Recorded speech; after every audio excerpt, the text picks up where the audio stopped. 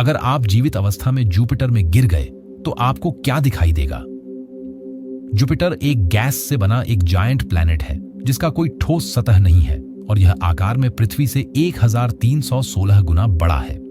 इसकी अत्यधिक gravitational force आपको लगभग 1,80,000 किलोमीटर प्रति घंटे की रफ्तार से अपनी ओर खींचेगी। पहले 5 सेकंड में आप जुपिटर के ऊपरी बादलों की परत में प्रवेश करेंगे। यहां सूरज की रोशनी नहीं पहुंचती और तापमान गिरकर -150 डिग्री सेल्सियस तक चला जाता है।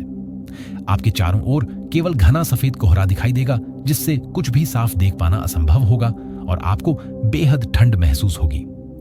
थोड़ी और नीचे जाने पर आप अमोनियम हाइड्रोसल्फाइड की परत में पहुंचेंगे जहां ठंडक कम महसूस होने लगेगी। सफेद कोहरा अब भूरे ग्रे रंग की धुंध में बदल जाएगा। जैसे जैसे आप और नीचे उतरते जाएंगे आप जुपिटर के भयंकर तूफानों में फंस सकते हैं जिनकी गति 482 किलोमीटर प्रति घंटे तक हो सकती है। ये सौरमंडल के सबसे तेज तूफान है।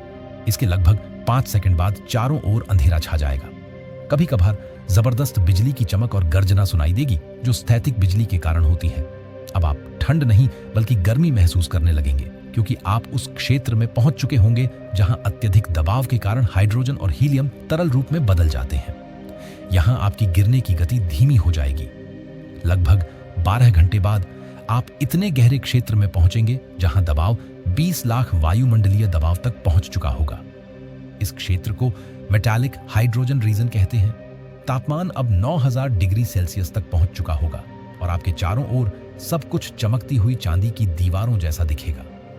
अचानक ऐसा लगेगा कि आप किसी ठोस सतह पर आकर खड़े हो गए हैं।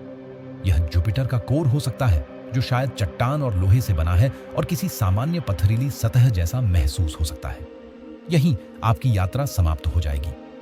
लेकिन बृहस्पति की विशाल गुरुत्वाकर्षण शक्ति के कारण आप संभवतः हमेशा के लिए वहीं फंसे रह जाएंगे।